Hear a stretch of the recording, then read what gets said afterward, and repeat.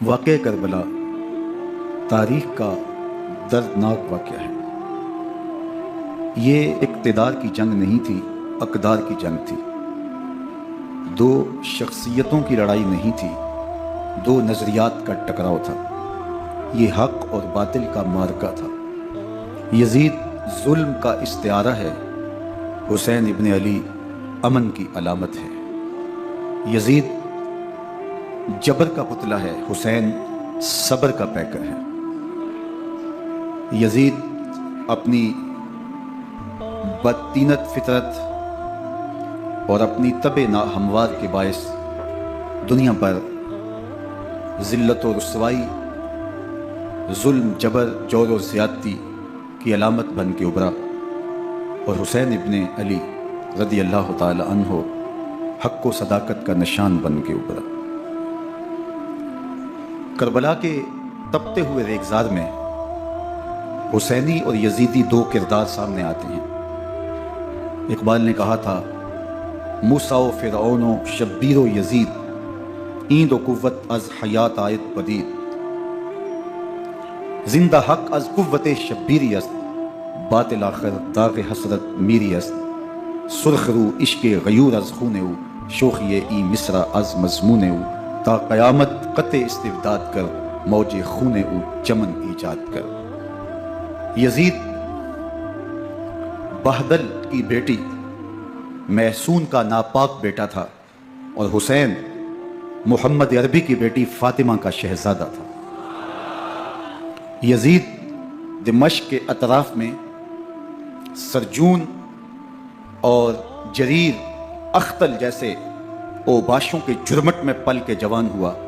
حسین کے گھر کا دروازہ مسجد نبوی کے اندر کھلتا تھا۔ یزید نشے میں دھت ہو کر کے نمازیں چھوڑ دیتا تھا۔ حسین کی کربلا کے اندر بھی نماز تہجد قضا نہیں ہوئی۔ یزید ظلم کا دوسرا نام ہے، حسین امن کی علامت ہے۔ یزید نے زندگی میں ایک مرتبہ حج کیا اور شراب کے مٹکے ساتھ لے کے آیا، اور اختل اور دیگر گویوں اور مغنیوں کو اپنے ساتھ رکھا تاکہ سفر آسانی سے کٹے۔ حسین ابن علی نے 25 حج سواری ہونے کے باوجود پیدل کیے۔ یزید حج بیت اللہ کے بعد مدینہ المنورہ آیا اور شراب کی ایک مجلس برپا کی۔ حضرت امام حسین رضی اللہ تعالی عنہ جب وہاں پہنچے تو شراب کی پھیلی ہوئی بدبو کو محسوس کرتے ہوئے فرمایا، یہ بو کیسی ہے؟ تو نشے میں دھت یزید بولا، یہ شام میں بنتی ہے، اور ایک جام منگوایا اور اس کو پیتے ہوئے دوسرا جام حضرت امام حسین رضی اللہ تعالی عنہ کی طرف بڑھاتے ہوئے کہا، ابا عبداللہ لیجئے۔ تو حضرت امام حسین رضی اللہ تعالی عنہ نے فرمایا، میں اس کی طرف دیکھتا بھی نہیں ہوں، اور پھر وہ عشقی اشعار پڑھنے لگا۔ جب یزید کی شراب نوشی کا منظر امام حسین رضی اللہ تعالی عنہ اپنی آنکھوں سے دیکھ چکے تھے تو مجھے بتاؤ یزید کے ہاتھ پہ امام حسین کا پاک ہاتھ کیسے آتا؟ حضرت امام حسین رضی اللہ تعالی عنہ جس ماحول میں پلے تھے، جس ماحول میں پرورش پائی تھی، جس ماحول میں رہے تھے، وہ پاکیزہ اور تقدس مآب ماحول تھا۔ اور یزید کبھی اطراف دمشق میں، کبھی غوطہ میں، کبھی الخزرہ محل میں، اور کبھی کہاں داد عیش دیتا رہا اور لہو و لعب کے اندر مصروف رہا، اور اس کی زندگی ان چیزوں سے عبارت تھی۔ وہ محرمات کو حلال قرار دیتا، شراب نوشی اس کی ہڈیوں میں رچی ہوئی تھی، اور شریعت بیضا کا مذاق اڑایا کرتا۔ اور حسین ابن علی رضی اللہ تعالی عنہ کی دوستیاں جن لوگوں سے تھی وہ عبداللہ ابن عباس تھے، عبداللہ ابن عمر تھے، حضرت عبد الرحمن بن ابو بکر رضی اللہ تعالی عنہ تھے۔ یزید تو جوا کھیلتا رہا، یزید تو قمار بازی کرتا رہا، یزید تو شراب نوشی کرتا رہا، اور حسین ابن علی مسجد نبوی کے منبر میں حضور کے پہلوؤں میں بیٹھتے رہے۔ زمانے نے وہ منظر دیکھا کہ سرخ رنگ کے جوڑے پہنے ہوئے حسنین کریمین حجرہ فاطمہ سے نکلتے ہیں، کم عمری کی وجہ سے کبھی گرتے ہیں کبھی سنبھلتے ہیں، اور آقا کریم خطبہ ارشاد کر رہے ہیں، خطبہ چھوڑ کے حضور نے شہزادوں کو اٹھا لیا۔ وہ منظر بھی زمانے نے دیکھا۔ حضرت عبداللہ بن شداد کہتے ہیں کہ حضور سجدے میں تھے اور سجدہ اتنا طویل ہو گیا، ہمیں لگا یا تو وحی کا نزول ہو رہا ہے یا پھر اللہ کا حکم آ گیا اور اللہ کے محبوب کی روح قبض کر لی گئی۔ لیکن میں نے جب نظریں اٹھا کے ننکیوں سے دیکھا تو کیا منظر تھا کہ حسین ابن علی حضور کی پشت پہ بیٹھے ہوئے اور میرے آقا سجدے کو طول دے رہے ہیں۔ اللہ اکبر! حسین کے لیے پیغمبر کے سجدوں کو طول دیا جا رہا ہے۔ حسین ابن علی کبھی ممبر پہ حضور کی اطراف میں بیٹھتے ہیں، وہ منظر بھی دنیا نے دیکھا کہ حضور کے مبارک کندھوں پر حسین ابن علی بیٹھے ہیں اور حضور کی زلفوں کو پکڑا ہوا ہے۔ تو حضرت عمر رضی اللہ تعالیٰ عنہ دیکھ کے کہتے ہیں واہ واہ کیسی سواری میسر آئی حسین ابن علی کو۔ تو میرے آقا مسکرا کے کہتے ہیں عمر سواری دیکھتے ہو سوار بھی تو دیکھو۔ اللہ اکبر! حضرت اسامہ بن زید بن حارثہ رضی اللہ تعالیٰ عنہ فرماتے ہیں رات کا ایک پہر گزر گیا اور مجھے حضور سے کوئی کام تھا۔ میں آقا کریم کی خدمت میں حاضر ہوا، در دولت پہ دستک دی۔ حضور تشریف لائے تو چادر اوڑی تھی، بکل کی ہوئی تھی میرے حضور نے۔ تو میں نے اپنی حاجت کہی تو حضور نے میری حاجت پوری کر دی۔ لیکن ایک منظر میں نے دیکھا کہ حضور نے جو چادر کی بکل فرمائی تھی اس کے اطراف میں پہلوؤں میں ابھار تھے جس طرح اندر کوئی ہو۔ مجھ سے نہ رہا گیا، میں نے پوچھ لیا، میں نے کہا بندہ نواز چادر کے اندر کیا ہے؟ فکاشفہ، تو حضور نے چادر کو کھول دیا۔ فائز الحسن والحسین علی ورکہ، تو کہتے ہیں میں نے اپنی آنکھوں سے دیکھا ایک پہلو سے امام حسین لپٹے ہوئے تھے، ایک پہلو سے امام حسن لپٹے ہوئے تھے۔ فرمایا یہ میرے بیٹے ہیں، یہ میری بیٹی کے بیٹے ہیں، اے اللہ میں ان سے پیار کرتا ہوں، تو بھی ان سے پیار کر، جو ان سے پیار کرے اس سے بھی پیار کر۔ ان کی محبت کا درس دیا، ان کے پیار کا سبق پڑھایا، کہا ان سے پیار کرنے والا میرے سے پیار کرنے والا ہے، ان سے بغض رکھنے والا میرے سے بغض رکھنے والا ہے۔ ان کی تکلیف حضور کو بے چین کر دیتی تھی۔ حضرت سیدہ فاطمہ الزہرا رضی اللہ تعالی عنہ کے گھر کے قریب سے گزرے تو حضرت امام حسین کے رونے کی آواز آ رہی تھی۔ تو آقا کریم علیہ السلام نے فرمایا کہ فاطمہ حسین کو چپ کرواؤ، الا تعلمی ان بقاءہ یؤذینی، تو جانتی نہیں حسین کا رونا مجھے دکھ دیتا ہے۔ حسین ابن علی کو حضور رونے نہیں دیتے تھے، ان کو دکھی نہیں ہونے دیتے تھے، کیونکہ رسول اللہ صلی اللہ علیہ وسلم جانتے تھے کہ یہ کتنے دکھ سہے گا، کتنی تکلیفوں سے گزرے گا اور کتنے مصائب سہے گا۔ زمانے نے وہ گھڑیاں بھی دیکھی کہ حضرت حذیفہ بن یمان رضی اللہ تعالیٰ عنہ فرماتے ہیں کہ میں حضور کی خدمت میں نماز مغرب کی ادائیگی کے لیے حاضر ہوا، اور میں نے یہ اجازت خاص طور پہ اپنی ماں سے اس شرط پہ لی تھی کہ امی آپ مجھے اجازت دیں، میں حضور کی خدمت میں حاضر ہوتا ہوں، مغرب کی نماز بھی ادا کروں گا اور پھر حضور سے عرض کروں گا حضور میرے لیے اور میری ماں کے لیے بخشش کی دعا کر دیجیے۔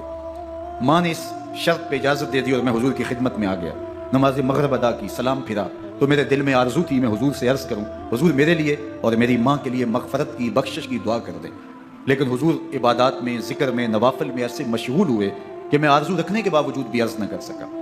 خیر نماز عشاء کا وقت ہوا، اذان پکاری گئی، حضور مصلی پہ آئے، نماز پڑھی، سلام پھرا تو میرے دل میں پھر خیال آیا کہ ماں سے ایک نماز کی چھٹی لی تھی، نمازیں بھی 2 ہو گئیں، ماں نے جاتے پوچھنا ہے حضور سے میرے لیے اور اپنے لیے مغفرت کی بخشش کی دعا کروائی تھی تو کیا جواب دوں گا؟ اور حضور اٹھے اور کاشانہ اقدس کی طرف چل دیے۔ اب میرے دل میں یہ خیال رہ کے آ رہا تھا کہ ماں کو کیا جواب دوں گا، میں تو حضور سے بخشش و مغفرت کی دعا کروا ہی نہیں سکا۔ جب حضور چل پڑے تو غیر ارادی طور پہ میں بھی حضور کے پیچھے چل پڑا، چلنے میں تھوڑی سی رفتار تیز ہو گئی جس سے قدموں کی آہٹ پیدا ہوئی، تو جب آواز پیدا ہوئی تو حضور نے رخ پھیرے بغیر فرمایا من ھذا، میرے پیچھے پیچھے کون آ رہا ہے؟ پھر خود ہی کہا حذیفہ تو نہیں؟ تو میرا دل دھڑک رہا تھا، قلت نعم، میں نے کہا جی حضور میں حذیفہ ہوں۔ فرمایا ما حاجتوں کا غفر اللہ لکا ولأمک، کیا کام ہے؟ اللہ تجھے بھی بخش دے، تیری ماں کو بھی بخش دے۔ اب جو کام تھا وہ جنبش لب سے پہلے ہی ہو گیا، یہاں تو لفظوں کا سہارا بھی نہیں لینا پڑتا، وہ بند لبوں کی بولیاں بھی سنتے ہیں۔ اقبال بولا ہے فروغت صبح آثار و دہور، چشم تو بی نندائے ما فی صدور، تیری نظر تو سینوں کے چھپے راز بھی دیکھتی۔ تو کہا ما حاجتوں کا غفر اللہ لکا ولأمک، اللہ تجھے بخش دے، تیری ماں کی بھی مغفرت کر دے، کیا کام ہے؟ اب جو کام تھا وہ تو ہو گیا۔ تو میرے حضور نے ارشاد فرمایا حذیفہ سنو، ابھی ایک فرشتہ آیا ہے جو اس سے قبل دھرتی پر پہلے کبھی نہیں آیا، آج پہلی مرتبہ اللہ سے اجازت لے کے 2 کام کرنے آیا ہے، ایک تو مجھے سلام کرنے آیا ہے اور دوسرا خوشخبری دینے آیا ہے کہ آپ کی بیٹی فاطمہ جنتی عورتوں کی سردار ہے اور حسن اور حسین جنتی جوانوں کے سردار۔ ایک طرف یزید ناپاک میسون کا پلیت بیٹا اور ایک طرف محمد عربی کا نواسا، فاطمہ کے دودھ کا اثر، علی المرتضیٰ کے خون کی تاثیر، رسول اللہ صلی اللہ علیہ وسلم کے کندھوں پہ بیٹھنے والا۔ ایک دن حضور نے امام حسین رضی اللہ تعالیٰ عنہ کے ہاتھ پکڑ لیے اور ان کے پاؤں اپنے پاؤں پہ رکھے اور پھر فرمایا بیٹے آگے بڑھو، اور ان کے پاؤں حضور کی پنڈلیوں پہ آئے، پھر کہا بیٹے اور آگے بڑھو، حتیٰ کہ ان کے پاؤں حضور کی رانوں پہ آئے، پھر فرمایا بیٹا اور آگے بڑھو، تو ان کے پاؤں حضور کے مبارک بطن اقدس پہ آئے، پھر بازوؤں کو کھینچ کے اپنے قریب کیا اور حسین ابن علی کے منہ میں اپنی زبان رکھ دی، اور وہ اس طرح چوس رہے تھے جس طرح کھجور چوسی جاتی ہے۔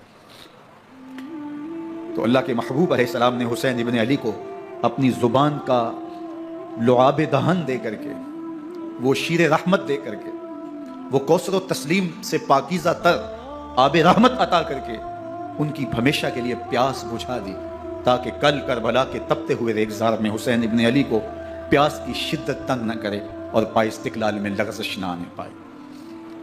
ان نازوں سے پالے ہوئے حسین کو، ان محبتوں سے پالے ہوئے حسین ابن علی کو امتحان بھی اتنے بڑے درپیش تھے۔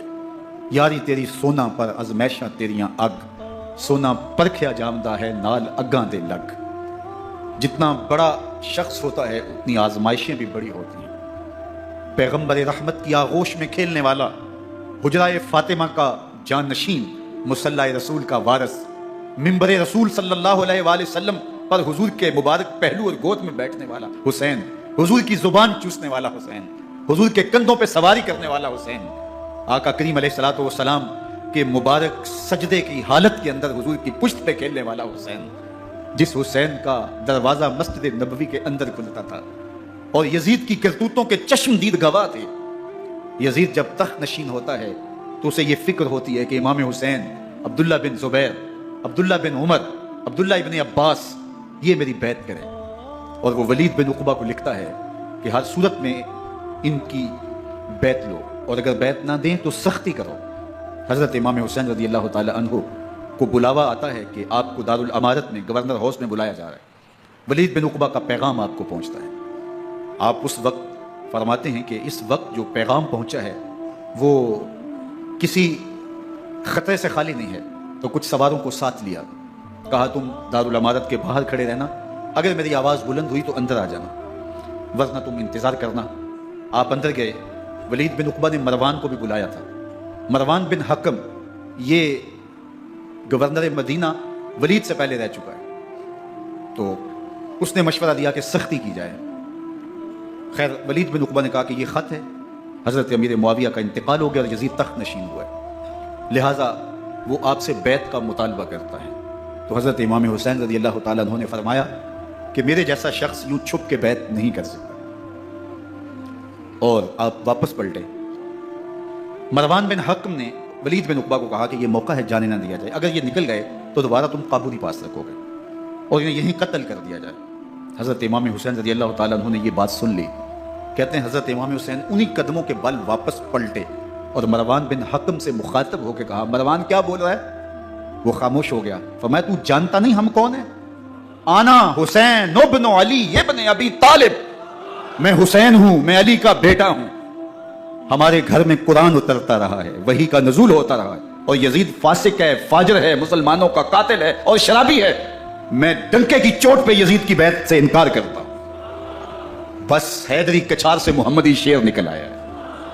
اب اوسان خطا ہو گئے، راستہ چھوڑ دیا، واپس آئے، سیدہ زینب سے ملے، کہا مدینے کو چھوڑنا پڑے گا۔ کہا بھیا کیا ہوا؟ کہا یزید بیعت لینے پہ مصر ہے اور میں کسی صورت بھی بیعت نہیں کروں گا، رسول اللہ کا مدینہ ہمارے خون سے لالہزار بنے گا، میں نہیں چاہتا کہ حضور کے شہر نور کی حرمت پامال ہو۔ دوستو وہ کیسا منظر ہوگا جب حسین ابن علی نے آخری حاضری حضور کے روضے پہ دی ہو۔ حاجی یا معتمر 10 دن کے لیے، 8 دن کے لیے، 20 دن کے لیے مدینہ المنورہ عارضی سکونت اختیار کرتا ہے، اور حضور کے روضہ انور سے، اس شہر نور سے، ان گلیوں سے، ان بام و در سے ایسا مانوس ہو جاتا ہے کہ جب واپس پلٹ رہا ہوتا ہے ان دعاؤں کے ساتھ کہ دوبارہ آنا بھی نصیب ہو، اور اسے لگتا ہے کہ میں دوبارہ بھی بلایا جاؤں گا، لیکن اس کے باوجود شہر حبیب چھوڑنا قیامت سے کم نہیں ہوتا۔ اعظم چشتی مرحوم آخری بار جب حضور کے روضہ انور پہ گئے تو بیمار تھے، ویل چیئر پہ تھے۔ باب بقی سے باہر نکلے تو خادم سے کہا کہ میری ویل چیئر پیچھے سے کھینچو تاکہ میرا رخ روضہ انور کی طرف رہے، اور وہ پیچھے سے کھینچتا چلا جا رہا ہے، اور جب باب مکہ سے پیچھے جنت البقیع کے قریب سے گنبد خضرا نگاہوں سے اوجل ہونے لگا تو اعظم چشتی مرحوم نے کہا، جان بدن سے نکلتی ہے اعظم، جان بدن سے نکلتی ہے آزم، کوئی آسان ہے مدینے سے جدا ہونا، کوئی آسان ہے مدینے سے جدا ہونا۔ یہ اس شخص کی کہانی ہے جو 10 دن 5 دن مہینہ 2 ماہ وہاں رہتا ہے اور پھر اس شہر کو چھوڑ کے آنا اس کے لیے آسان نہیں ہوتا۔ اور مجھے بتاؤ کہ حسین جو پیدا مدینے میں ہوا، جس کے گھر کا دروازہ مسجد نبوی کے اندر کھلتا تھا، جو مسجد نبوی کے اندر پرورش پا کے جوان ہوتا ہے اور مدینے کی گلیوں میں کھیلتا رہا، اس حسین ابن علی کے لیے مدینہ چھوڑنا، اور پھر وہ اس بات کا علم اور شعور رکھتے تھے کہ یہ آخری بار حضور کے در پہ حاضری ہے، دوبارہ اس شہر نور میں نہیں آ سکوں گا، تو کیا قیامت ہوگی اور کیا منظر ہوگا۔ محمد بن حنفیہ کے علاوہ خاندان نبوت کے جتنے لوگ تھے ان سب نے شہر مدینہ کو الوداع کہا، اور رات کے موقع میں مدینہ المنورہ کو، مسجد نبوی کو چھوڑ کر کے مکہ کی جانب عازم سفر ہوئے۔ 3 شعبان المعظم کو مکہ المکرمہ پہنچتے ہیں، ادھر کوفیوں کے خطوط آنے شروع ہو جاتے ہیں۔ حضرت امام حسین رضی اللہ تعالیٰ عنہ مسلم بن عقیل رضی اللہ تعالیٰ عنہ کو صورتحال معلوم کرنے کے لیے بھیج دیتے ہیں۔ 40,000 کوفی آپ کے ہاتھ پہ بیعت کر لیتے ہیں۔ ادھر 25 پیدل حج کرنے والے حضرت امام حسین 8 ذی الحج کو احرام باندھتے ہیں، لیکن آپ کو پتہ چلتا ہے کہ حاجیوں کے روپ میں قاتل چھپا دیے گئے، تو آپ اس احرام کو حج کی بجائے عمرے میں بدلتے ہیں اور کوفے کی جانب عازم سفر ہوتے ہیں۔ کائنات والو، ذرا سینے پہ ہاتھ رکھ کے دیکھو کہ یہ کتنا مشکل مرحلہ تھا۔ اس دین کی آبرو کو بچانے کے لیے حضرت امام حسین رضی اللہ تعالیٰ عنہ نے کتنا بڑا قدم اٹھایا۔ آپ کے بہی خواہ دوست احباب عبداللہ بن عمر یہ سارے روکتے ہیں، عبداللہ بن عباس کہتے ہیں حضرت نہ جائیے، الکوفی لا یوفی، کوفی کبھی وفا نہیں کرتے، آپ کے والد کو وہاں شہید کیا گیا، لیکن آپ ایک فرض کو نبھانے جا رہے ہیں۔ میرے غم گسارو، میرے مہربانوں، نہ روکو مجھ کو جانے دو، مجھے نانے کے دی کی ڈوبتی کشتی بچانے دو، میں جاتا ہوں کہ دنیا پر وفا کا نام رہ جائے، میں رہوں نہ رہوں پر عظمت اسلام رہ جائے۔ میں نہیں جاتا تو نبی کے گھر کی آن جاتی ہے، میں نہیں جاتا تو نبی کے گھر کی آن جاتی ہے، تمہارا دین جاتا ہے، میری غیرت ایمان جاتی ہے۔ حضرت امام حسین یہاں سے چلتے ہیں، ابھی راستے میں ہی پہنچتے ہیں کہ یہ خبر آتی ہے کہ کوفے والوں نے بے وفائی کر دی، حضرت مسلم بن عقیل رضی اللہ تعالیٰ عنہ کو شہید کر دیا گیا، نعمان بن بشیر معزول کر دیے گئے، ابن مرجانہ ابن زیاد وہاں متعین کر دیا گیا جو سخت گیر شخص تھا، اس نے لوگوں کو ڈرایا دھمکایا اور کوفے کے لوگوں کے دل بدل گئے اور وہ بیعتیں توڑنے لگے۔ وہ منظر مسجد کوفہ کا کتنا دل گداز تھا، جب امام نماز کے لیے کھڑے ہوئے تو 40,000 لوگ آپ کے پیچھے تھا، جب سلام پھیرا اور امام نے دیکھا کہ پیچھے لوگ نہیں ہیں، پھر لوگوں نے اپنے دروازے بھی بند کر لیے۔ رات کی تنہائیاں ہیں اور حضرت مسلم بن عقیل کو کوئی پناہ دینے والا نہیں، لوگوں نے دروازے بند کر لیے کہ کہیں ہمارے گھر میں نہ آ جائیں اور ہم مشقت اور حکومتی تشدد کا شکار نہ ہوں۔ کتنا دردناک لمحہ ہے حضرت مسلم بن عقیل رضی اللہ تعالیٰ عنہ پہ، اور پھر حضرت مسلم بن عقیل بے دردی سے شہید کر دیے جاتے ہیں۔ آپ ابھی راستے میں ہیں، یہ ساری کہانی پہنچتی ہے کہ حضرت مسلم شہید کر دیے گئے اور بے دردی سے شہید کر دیے گئے۔ وہ جنہوں نے خط لکھے تھے کہ ہم آپ کے ساتھ ہیں اور ہم منتظر ہیں، چشم برا ہیں، آپ کے قدموں کی چاپ سننے کے لیے بیتاب ہیں، آج انہوں نے بیعتیں توڑ دی، 40,000 کوفی منحرف ہو گئے۔ مسجد کوفہ کا وہ منظر کس قدر روح کو تڑپا دینے والا تھا۔ ہم پچھلے سال عصر اور مغرب کے درمیان جب کوفہ پہنچے تو سورج ڈوبنے کے قریب تھا۔ میں نے اپنی زندگی میں اتنا اداس موسم کہیں نہیں دیکھا جتنا اداس موسم کوفے میں دیکھا۔ ایسے لگتا تھا جس طرح کوفے کی آب و ہوا آج بھی شرمندہ ہے، جو مسلم بن عقیل اور خاندان نبوت کے ساتھ اہل کوفہ نے کیا۔ حضرت امام حسین رضی اللہ تعالیٰ عنہ کو ان کے بہی خواہوں نے، اعزاء نے، اقربا نے، دوستوں نے، آوان و انصار نے، ساتھیوں نے کہا کہ حضرت حالات یکسر تبدیل ہو گئے، اب ہمیں مراجعت کر جانی چاہیے، واپس پلٹ جانا چاہیے۔ تو حضرت امام حسین کافی سوچ بچار میں رہے، پھر اس کے بعد آپ نے فیصلہ کیا کہ ہم آگے بڑھیں گے۔ دوستوں نے کہا کہ حضرت اگر آپ آگے بڑھیں گے تو ہمیں لگتا ہے کہ وہ آپ کے ساتھ سلوک اچھا نہیں کریں گے اور آپ بچوں کے سامنے پیاس سے شہید کر دیے جائیں گے۔ تو حضرت امام حسین رضی اللہ تعالیٰ عنہ نے وہاں ایک خطبہ ارشاد فرمایا کہ لوگوں تم جو مجھے بتا رہے ہو مجھے اچھی طرح معلوم ہے، جو تم مجھے منظر پیش کر رہے ہو وہ میری نگاہوں میں ہے، اور جو کچھ ہونے والا ہے چشم تصور وہ منظر دیکھ رہی ہے۔ کیونکہ حضرت امام حسین رضی اللہ تعالیٰ عنہ کی شہادت کی خبر حضرت امام حسین کے پیدا ہوتے ہی خاندان نبوت میں عام تھی۔ حضور علیہ الصلوۃ والسلام کو یہ بات جبریل امین نے آ کے بتائی تھی جب حسین ابن علی کے ساتھ حضور محبت کا اظہار کر رہے تھے، تو یہ جبریل امین نے آ کے کہا تھا حضور آپ کا یہ بیٹا عرض طف میں شہید کر دیا جائے گا، اور کربلا کی مٹی لا کے حضور کو دی اور ام سلمہ کو حضور نے عطا کر دی۔ حضرت ام سلمہ کہتی ہیں کہ ایک دن میں سوئی تو خواب دیکھا کہ حضور کے مبارک بال بکھرے ہوئے ہیں اور سخت پریشان ہیں، تو میں نے کہا کہ حضور آپ کی یہ کیا حالت ہے؟ وَبِيَدِهِ قَارُورَةٌ، اور حضور کے ہاتھ میں ایک شیشی ہے، فیہا دمن، جس کے اندر خون ہے۔ تو میں نے کہا حضور یہ کیا؟ فرمایا میں قتل گاہ حسین سے آ رہا ہوں اور یہ حسین ابن علی کا خون ہے۔ تو کہا 10 محرم کا دن تھا، دوپہر کا یہ منظر تھا، میں کیلولہ کر کے اٹھی، جب میں نے دیکھا تو وہ شیشی جس میں کربلا کی مٹی رکھی تھی وہ خون بن چکی تھی۔ تو یہ خبر پہلے دی گئی تھی، یہ بتا دیا گیا تھا۔ فرمایا میرے دوستو جو تم مجھے بتاتے ہو میں اس سے بے خبر نہیں ہوں، یہ سب کچھ ہونے والا ہے، لیکن اس کے باوجود میں کیوں جا رہا ہوں؟ تو آپ کا ایک تاریخ ساز جملہ ہے جو کربلا کے فلسفے کو ہمارے سامنے رکھتا ہے کہ یہ اتنا بڑا امتحان کیوں دیا۔ حضرت امام حسین رضی اللہ تعالیٰ عنہ نے فرمایا وَلَكُمْ فِيَّ أُسْوَةٌ، میں اس لیے جا رہا ہوں قیامت تک ظلم، جبر اور ناانصافی کے خلاف کھڑے ہونے والوں کے لیے کوئی نمونہ تو ہو۔ میری زندگی قیامت تک ظلم، جبر اور استحصالی نظام کے خلاف کھڑے ہونے والوں کے لیے نمونہ ہے۔ تو حضرت امام حسین رضی اللہ تعالیٰ عنہ نے حق اور باطل کے درمیان ایک سرخ لکیر کھینچ دی اپنے خون سے۔ اب حق اور باطل کا امتیاز کرنا مشکل نہیں ہے، کوئی باطل پہ اڑا رہے تو الگ بات ہے، لیکن امتیاز کرنا مشکل نہیں ہے۔ حدود بالکل واضح کر دی۔ اقبال نے یہاں کتنی خوبصورتی کے ساتھ اس مضمون کو نبھایا۔ سرخ رو عشق غیور از خون او، شوخی ای مصرع از مضمون او، تا قیامت قطع استبداد کر، موج خون او چمن ایجاد کر۔ ایک جہاں آباد کر دیا، حق اور باطل کی راہیں اجال دی۔ اب لوگوں کو یزید کا چہرہ پہچاننے میں دیر نہیں لگتی، وقت کے ہر یزید کا چہرہ آسانی سے پہچانا جا سکتا ہے۔ یہ معرفت زمانے کو کروائی کس نے؟ حسین ابن علی نے کروائی رضی اللہ تعالی عنہ۔ تو حضرت امام حسین نے فرمایا کہ جو میرے ساتھ ہونے والا ہے میں اچھی طرح جانتا ہوں، لیکن میں اس کے باوجود آگے بڑھوں گا۔ پھر بڑھے اور کربلا میں جا کے خیمہ زن ہو گئے۔ 7 محرم کو پانی بند کر دیا گیا۔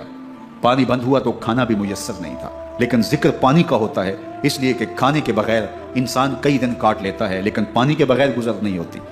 تو فرات کی نہر سامنے اپنی موجوں کے ساتھ چمک رہی ہے، لیکن ایک قطرہ آب بھی آل رسول کو نہیں دیا جا رہا۔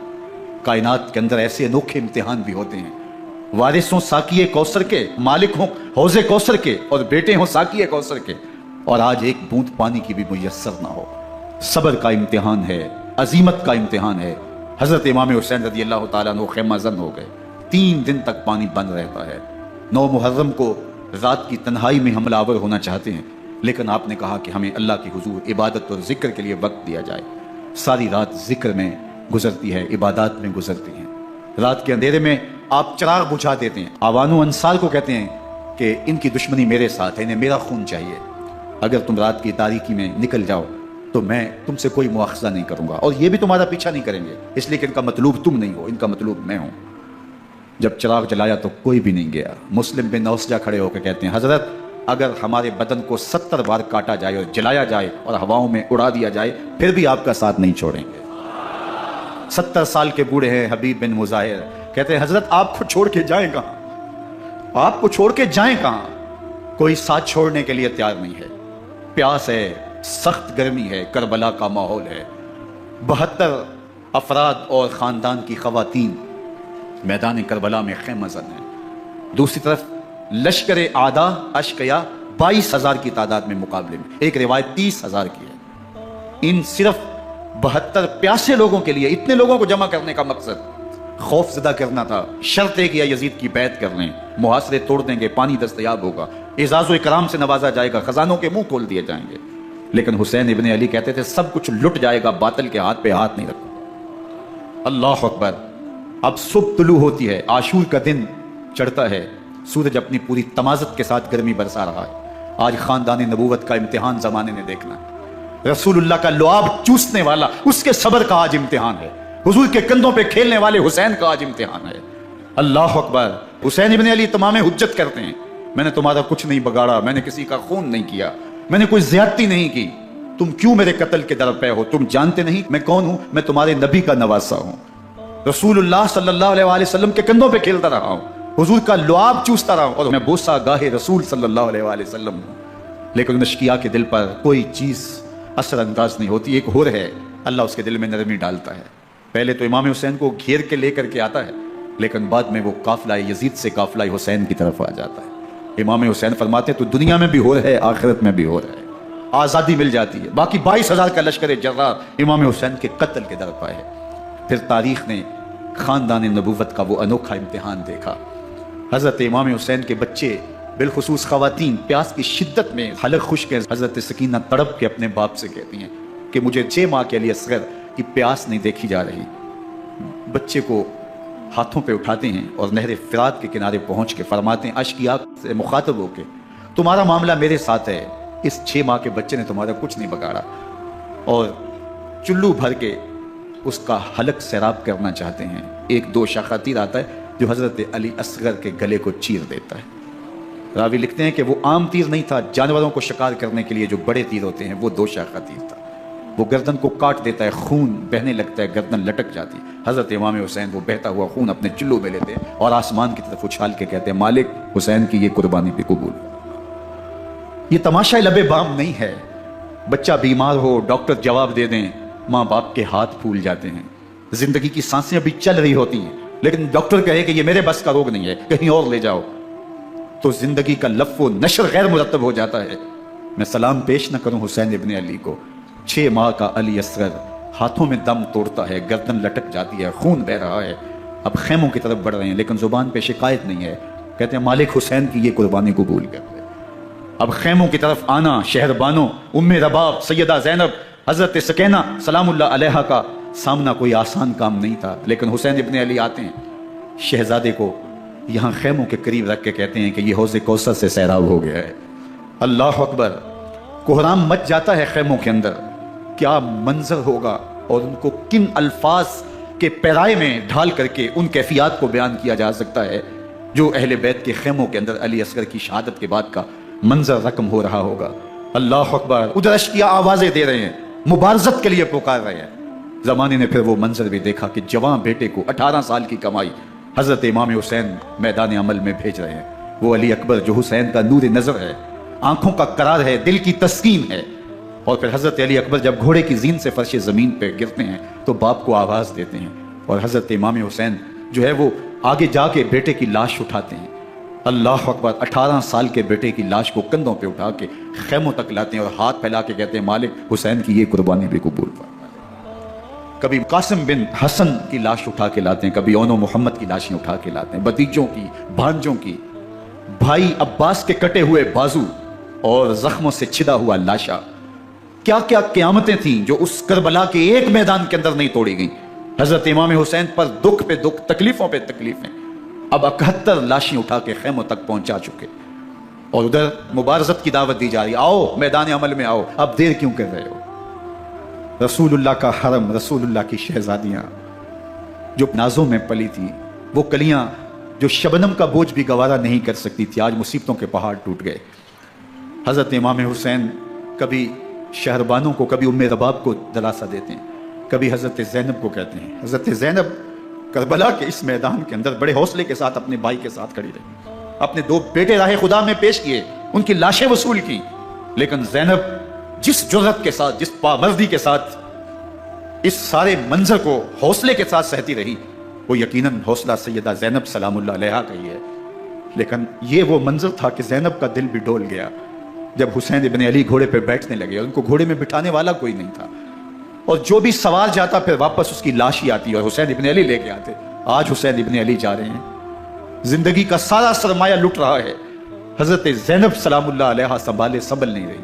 حضرت امام رضی اللہ تعالیٰ عنہ اٹھے اور آپ نے حضرت زینب کو صبر کی تلقین کی اور کہا کہ صبر ہی بہترین ذریعہ ہے اور اللہ کی قربت کا ایک بہترین سبب ہے، اور ان کو صبر کی تلقین کرتے ہوئے فرمایا کہ میرے بعد تم نے اس ذمہ داری کو سنبھالنا ہے، اور ان مخدرات اسلام کی، ان شہزادیوں کے پردے کی تم نے حفاظت کرنی ہے۔ اور پھر گھوڑے کی زین کس کے امام حسین لشکر اشقیاء کی طرف بڑھتے ہیں۔ اب خیموں سے سسکیوں کی آواز آ رہی ہے، ان کا سردار، ان کا تاجدار آج سب کو چھوڑ کے کربلا کے میدان کی طرف بڑھ رہا ہے. جرم کیا کیا, قصور کیا کیا, اس نے کیا زیادتی کی کہ آج نیزوں اور انیوں کے مقابلے میں 22,000 کا لشکر حضرت امام حسین پہ ٹوٹ پڑتا ہے. آپ پھر تمام حجت کرتے ہیں میں نے کسی کو قتل نہیں کیا, خون ناحق نہیں بہایا, میرے خون کے درپے کیوں ہو, اپنی آخرت کیوں برباد کرتے ہو؟ تم جانتے نہیں میں کون ہوں, میں تمہارے نبی کا نواسا ہوں. لیکن ابن زیاد کہتا ہے مقابلے میں آؤ. پھر حضرت امام حسین رضی اللہ تعالیٰ عنہ مقابلے میں آتے ہیں, اور جب گھوڑے کو ایڑ لگا کے دشمن اشقیاء پہ ٹوٹتے ہیں تو پھر ایسا منظر ہوتا ہے کہ وہ بھیڑ بکریوں کی طرح آگے بھاگتے ہیں. 71 زخم کلیجے پہ لیے شجاعت کا یہ پیکر جب میدان میں آتا ہے, آواز آتی ہے یہ کون ذی وقار ہے, بلا کا شاہ سوار ہے, لباس ہے پھٹا ہوا, غبار سے اٹا ہوا, تمام جسم نازنی چتا ہوا کٹا ہوا, یہ نبی کا نور عین ہے, یہ بے یقین یہ حسین ابن علی رضی اللہ تعالیٰ عنہ. پھر چاند بادلوں میں گھر جاتا ہے, شامی ہنڈے تیر برساتے ہیں, تلواروں سے آپ کے بدن پر ضربیں لگاتے ہیں اور نیزوں سے آپ کے بدن کو پرو دیتے ہیں. جب آپ کا پیراہن بعد میں اتارا گیا تو آپ کے پیراہن میں 122 سوراخ تیروں کے تھے, 33 زخم تلواروں کے اور 34 گھاؤ نیزوں کے تھے.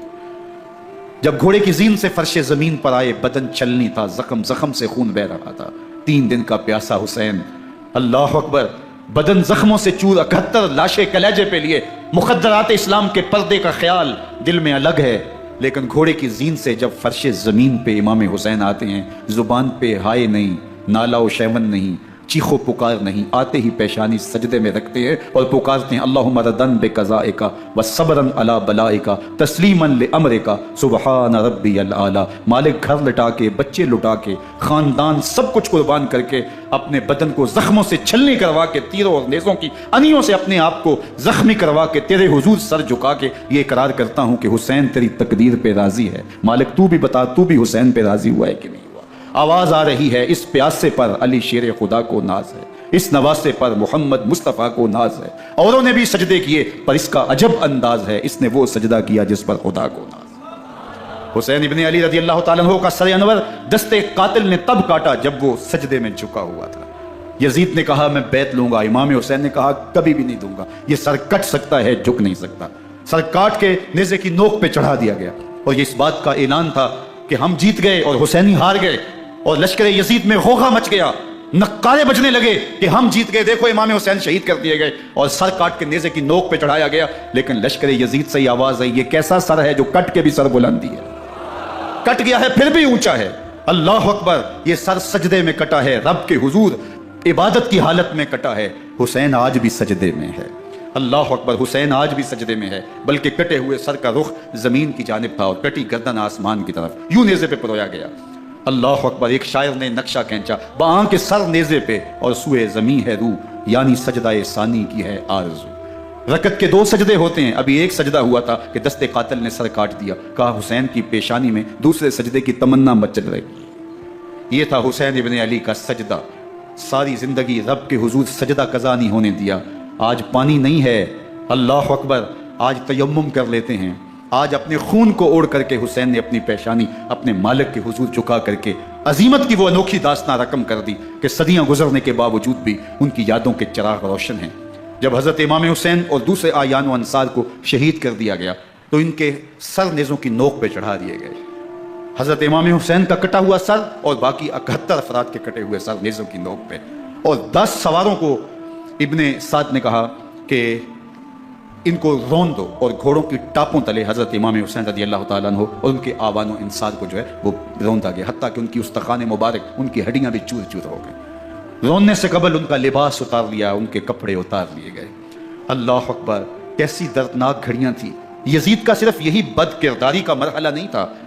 اس کربلا کے صحرا کے اندر یزید نے جس طرح امام حسین رضی اللہ تعالیٰ عنہ کو شہید کیا اور حضرت امام حسین کے خاندان کو شہید کیا, جب مدینہ المنورہ پر یزید نے مسلم بن عقبہ کو مقرر کیا, جس کو بزرگوں نے مسلم بن عقبہ کہا ہے, تو اس کو کہا 3 دن تک مدینے کا حرم تمہارے لیے حلال ہوگا, جو چاہو تم کرنا, اور شامی فوجوں کو اجازت ہوگی. تو وہاں بھی انہوں نے 10,000 تابعین اور 700 صحابہ کو شہید کیا. حضرت ابو سعید خدری رضی اللہ تعالیٰ عنہ گھر سے باہر نکلے, کافی بوڑھے ہو چکے تھے, تو انہوں نے حضرت ابو سعید خدری کو پکڑ لیا. کہا تم کون ہو؟ کہا مجھے ابو سعید خدری کہتے ہیں. تو کہا ہاں تمہارا نام سنا ہے, اور داڑھی سے پکڑ کے کھینچا اور کہا کہ ہے تمہارے پاس جو ہمیں دو. تو کہا کہ میرے پاس تو کچھ بھی نہیں, میں تو فقیر آدمی ہوں. تو ان کے گھر ان کو لے گئے تو 2 کبوتر رکھے تھے حضرت ابو سعید خدری نے، تو وہ کبوتر لوٹ کے لے گئے۔ اللہ اکبر۔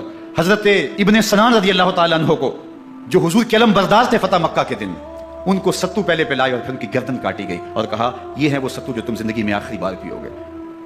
ایک گھر میں داخل ہوئی شامی فوج، تو ایک خاتون کے ابھی بچہ پیدا ہوا تھا، اور قابلہ نے، دائیا نے وہ بچہ ماں کی چھاتی پہ لٹایا اور وہ ماں کا پہلا دودھ پی رہا تھا۔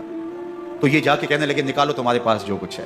تو اس خاتون نے کہا تم جانتے ہو یہ بچہ کون ہے؟ تو انہوں نے کہا ہم نہیں جانتے۔ کہا یہ حضرت ابن ابی کبشہ انماری رضی اللہ تعالیٰ عنہ کا بچہ ہے، اور یہ وہ صحابی ہیں کہ جو بیعت الشجرہ کے موقع پہ حضور کے ہاتھ پہ بیعت کرتے ہیں۔ انہوں نے اس چیز کا لحاظ نہ کیا، کہا جو کچھ ہے وہ ہمیں دو ورنہ تیرے بچے کو نہیں چھوڑیں گے۔ تو ماں بچے سے مخاطب ہو کے کہتی ہے، ابھی بچہ پیدا ہوا ہے اور ماں سے پہلا دودھ پی رہا ہے، کہ بیٹے اگر میرے پاس کچھ ہوتا وہ قیمتی سے قیمتی چیز بھی ہوتی تیری جان کے لیے قربان کرتی، لیکن اس وقت میرے پاس کچھ ہے نہیں۔ تو ایک شکی آگے بڑھا اور بچے کو ایک ٹانگ سے پکڑ کے کھینچ کے دیوار کے ساتھ پٹک کے مارا، جس سے دماغ کا بھیجا نکل گیا۔ کیا کیا زیادتیاں نہیں کی۔ 700 صحابہ حرہ کے واقعہ میں شہید کیے یزید نے، اور 10,000 تابعین شہید کیے۔ مسجد نبوی میں ممبر رسول کے ساتھ گھوڑے باندھے، اور وہ ممبر رسول اور مصلی رسول کے قریب لید کرتے رہے۔ حضرت سعید بن المسیب فرماتے ہیں میں نابینا تھا اور حضور کے روضہ انور کے پاس بیٹھا تھا، اور یزید کے سپاہی آتے جو بھی مسجد میں نظر آتا پکڑ کے لے جاتے، مجھے نابینا سمجھ کے چھوڑ دیتے، لیکن میں پریشان تھا کہ ظہر کا وقت ہوگا، عصر کا وقت ہوگا، مغرب عشاء کا وقت ہوگا، نہ اذان نہ اقامت نہ جماعت، تو کیسے مجھے پتہ چلے گا کہ نماز کا وقت ہو گیا اور کیسی میری نمازوں کا کیا بنے گا؟ میں اس فکر میں بیٹھا تھا۔ لم ازل اسمع الاذان والاقامت من قبر رسول اللہ صلی اللہ علیہ وآلہ وسلم۔ فرماتے جب بھی پھر نماز کا وقت آیا، گنبد خضرا سے اذان کی بھی آواز آئی، اقامت کی بھی آواز آئی۔ 3 دن تک مسجد نبوی کے اندر گھوڑے بندے رہے اور مدینہ کی حرمت پامال کی۔ مدینہ کے گھروں کے اندر یہ بدتماش داخل ہوئے، اور جو بدکاریاں انہوں نے کی کلیجہ منہ کو آتا ہے۔ 1002 شیزائیں ان بدکاروں کی بدکاریوں کی وجہ سے کواری حالت کے اندر حاملہ ہوئی۔ 3 دن تک مدینے کا حرم انہوں نے پامال کیا، اور پھر مکہ المکرمہ میں کعبۃ اللہ پر گولے برسائے اور کعبہ کا غلاف جل گیا۔ وہ تو یزید مر گیا اور حضرت عبداللہ ابن زبیر رضی اللہ تعالیٰ عنہ نے اپنی خلافت کا اعلان کیا۔ یزید کے یہ کرتوت تھے، ادھر اہل مدینہ کو ستایا، ادھر اہل مکہ کو ستایا، اور رسول اللہ صلی اللہ علیہ وسلم کے خانوادے کی بے حرمتی اور توہین کی۔ نہ صرف انہیں قتل کیا گیا، ان کی لاشوں پہ گھوڑے دوڑائے۔ ابن سعد اور شمر جو ہے وہ خیموں میں داخل ہوا اور مخدرات اسلام چادریں چھیننے کی کوشش کی۔ حضرت زینب سلام اللہ علیہ نے مخاطب ہو کے کہا ہمارے چہرے کے رکھوالے چلے گئے ہیں، ظالم تو خیال نہیں کرتا ہم رسول اللہ کی بیٹیاں ہیں۔ حضرت شہربانو، حضرت زین العابدین اور حضرت زینب سلام اللہ علیہ، ان تینوں کو ایک اونٹ پہ باندھا گیا، اور باقی اونٹوں پہ باقی سادات کو، حضور کی شہزادیوں کو باندھا گیا، رسیوں میں جکڑا گیا، اور اونٹوں پہ باندھ کر کے کوفے کی جانب آگے آگے شہیدوں کے سر چل رہے ہیں، اور پیچھے یہ قافلہ چل رہا ہے۔ اور جب یہ قافلہ وہاں سے گزرا جہاں لاشیں پڑی تھی، امام زین العابدین 14 سال کے تھے اور بیمار تھے، اور ان کا حوصلہ نہ ہوا، وہاں غشی ان کے اوپر آنے لگی۔ اور وہ منظر ابن کثیر نے، باقی لوگوں سب نے لکھا ہے کہ پھر جب ان کی یہ حالت ہوئی تو پھر سیدہ زینب سلام اللہ علیہ، جنہوں نے ابھی تک بڑے حوصلے کے ساتھ ساری مشکلات کا مقابلہ کیا تھا، اب ان کے بندن ٹوٹ گئے اور آنکھوں سے آنسو بہنے لگے، اور سیدہ زینب تھے امام حسین رضی اللہ تعالیٰ عنہ کی لاش پہ کھڑے ہو کے، اور وہ روندی ہوئی لاش، ٹوٹی ہوئی ہڈیاں، اور وہ بڑا بدن، کٹا ہوا سر نیزے کی نوک پہ، اور لاش یہ پڑی ہے۔ تو حضرت سیدہ زینب نے مدینے کی طرف منہ کر کے جو ہے وہ حضور سے فریاد کی، یا محمد آہو، یا محمد آہو، ھذا حسین بالعرا مزمل بالدماء، یا محمد آہو بناتوں کا سبایا۔ یا رسول اللہ، اے پیارے آقا، یا جد آہو، اے ہمارے نانا محترم، یہ دیکھیے آپ کا حسین پڑا ہوا ہے، بدن سے کپڑے اتار لیے گئے، خاک ہوائیں اڑا رہی ہیں، اور اس کے اوپر چادر جو ہے وہ مٹی کی پڑ گئی ہے، حضور آپ کی اولاد کاٹ دی گئی، اور پھر کہا بناتوں کا سبایا، حضور دیکھیے آپ کی بیٹیوں کے ہاتھ باندھ دیے گئے ہیں، اونٹوں پہ کس دیا گیا ہے۔ سر شہیدہ آگے آگے چل رہے ہیں، اور حضرت سیدنا امام حسین کا آگے آگے سر ہے۔ راستے کے اندر ایک جگہ آئی، رات گزری اور ان کو اتارا گیا۔ رات کا موقع تھا، ایک خاتون آئی اور اس نے کوئی کھانا پیش کیا ان کو، اور کہا کہ میں کسی زمانے میں حضرت سیدہ فاطمہ الزہرا کی نوکری کیا کرتی تھی، ان کی لونڈی تھی، ان کی کنیز تھی، اور آج مجھے پتہ چلا کہ آپ لوگ گزر رہے ہیں، تو میں نے کہا کہ میں اپنی مخدومہ کے خاندان کی خدمت کروں۔ اور پھر اس نے کہا کہ اس وقت سیدہ کی گود میں ایک 6-7 ماہ کی بچی تھی جس کو زینب کہا کرتے تھے۔ تو سیدہ زینب نے کہا کہ اماں اگر پہچانتی ہو تو وہ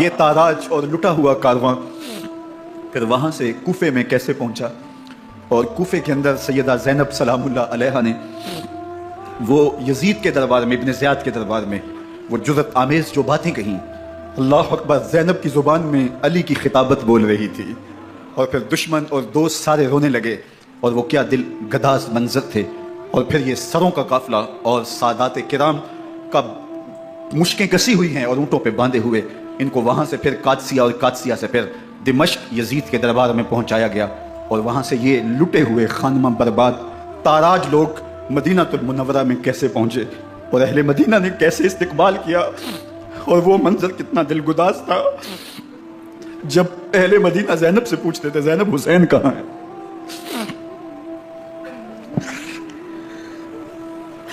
بے مروت بے وفا تیرا بھی کیا افسانہ ہے، جس نے اپنی ہی شمع کو گل کیا تو وہ پروانہ ہے، اپنے پیغمبر کے شہزادوں کو اور اپنے پیغمبر کی شہزادیوں کو جو دکھ اس امت نے دیے، یہ کائنات کی ایک انوکھی داستان ہے۔ اللہ ہمیں اسوہ شبیری پہ عمل کی توفیق عطا کرے اور ان کے نقوش پاک کی برکتیں دے، اہل بیت کی محبت ہماری روحوں میں جذب کر دے، اور جس عظیمت کے ساتھ، جس حوصلے کے ساتھ انہوں نے دکھوں کو جھیلا، جو دہکتی آگ کے شعلوں پہ سویا وہ حسین، جو جواں بیٹے کی میت پر نہ رویا وہ حسین، جس نے سب کچھ کھو کے کچھ نہ کھویا وہ حسین، مرتبہ اسلام کا جس نے دوبالا کر دیا، خون نے جس کے دو عالم میں اجالا کر دیا، جو کہ سوزے غم کو سانچے میں خوشی کے ڈھال کے مسکرایا موت کی آنکھوں میں آنکھیں ڈال کے، اے حسین ابن علی تم پر سلام، نازش آل نبی تم پر سلام۔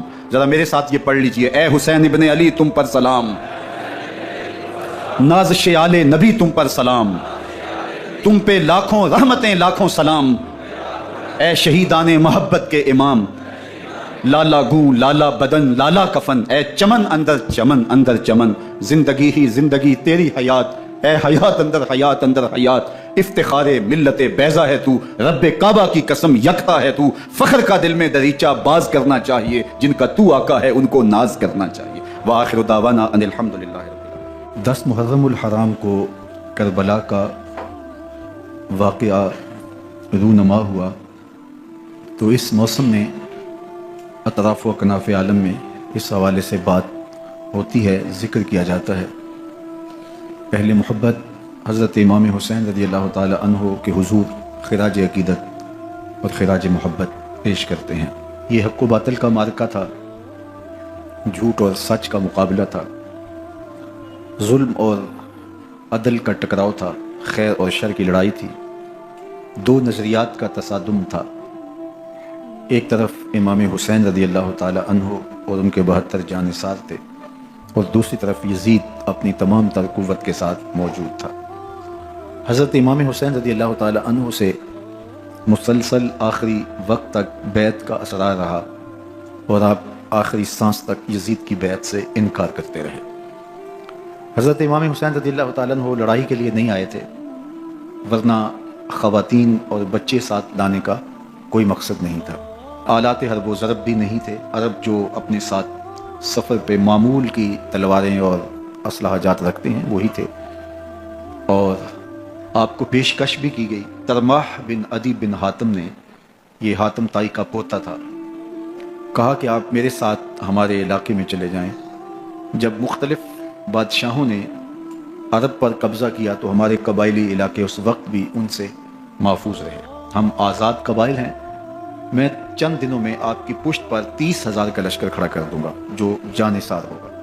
لیکن حضرت امام حسین رضی اللہ تعالیٰ عنہ نے ترماح بن عدی کی اس پیشکش کو قبول نہیں کیا اور آگے بڑھے۔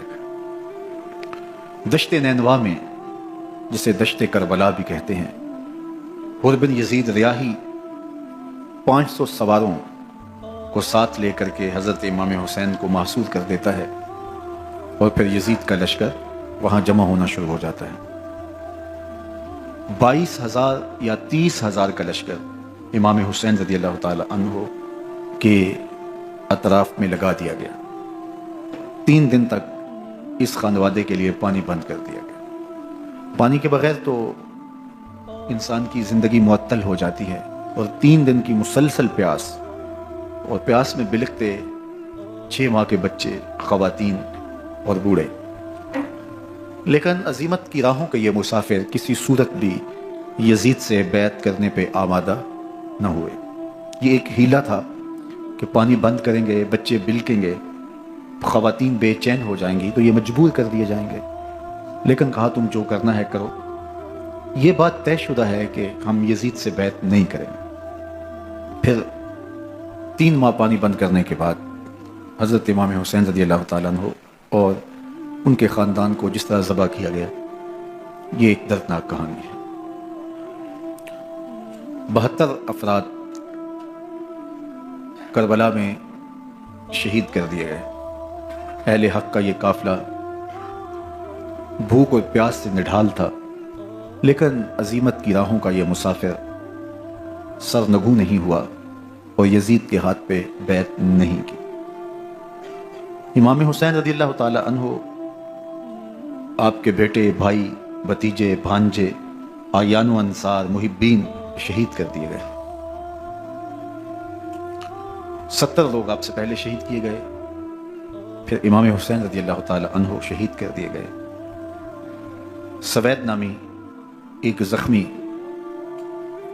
وہ چھری لے کر کے حملہ آور ہوئے اور وہ بھی شہید کر دیے گئے۔ یہ کربلا کے آخری شہید تھے جو حضرت امام حسین کے بعد شہید ہوئے۔ لیکن ان کی خون آشام تلواروں کی ابھی پیاس نہیں بجھی اور ان کی آتش غیظ و غضب ابھی ٹھنڈی نہیں ہوئی۔ شمز الجوشن حضرت علی اوسط، جنہیں امام زین العابدین کے نام سے دنیا جانتی ہے، 14 سال کی عمر میں تھے، بیمار تھے، خیمے میں گھس کے ان کو بھی شہید کرنے لگا تو حمید بن مسلم نے کہا کہ کیا بچوں کو بھی شہید کیا جائے گا؟ تو وہ رک گیا۔ عمر بن سعد کے حکم نامے سے مقدس لاشوں پر گھوڑے دوڑائے گئے، حتیٰ کہ ان کی ہڈیاں چور چور ہو گئیں اور شہیدوں کے سر نیزوں پہ چڑھا دیے گئے۔ حسین ابن علی اور ان کے اعیان و انصار کاٹ دیے گئے۔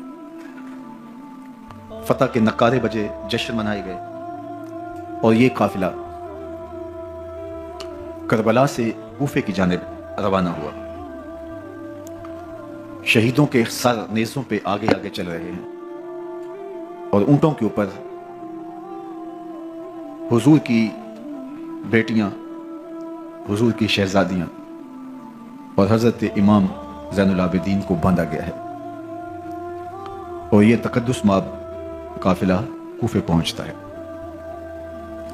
ابن زیاد بہت خوش تھا کہ جیسے اس نے کوئی بہت بڑا کام کر لیا ہو۔ نواسہ رسول کا سر ایک تشت میں رکھا اس کے سامنے تھا اور وہ چھڑی سے آپ کے ہونٹوں اور آپ کے دانتوں پر ضرب لگاتا۔ حضرت زید بن ارقم رضی اللہ تعالی عنہ صحابی رسول اس مجلس میں موجود تھے، وہ کھڑے ہو گئے۔ غصے سے ان کا بدن کانپ رہا تھا اور آپ نے کہا، ظالم، چھڑی کو یہاں سے ہٹا لے، میں نے خود ان آنکھوں سے رسول اللہ کو یہ ہونٹ چومتے ہوئے دیکھا ہے۔ ابن زیاد غصے میں بپھرا ہوا بولا، اگر تو بوڑھا نہ ہوتا تو میں تیری گردن اڑا دیتا۔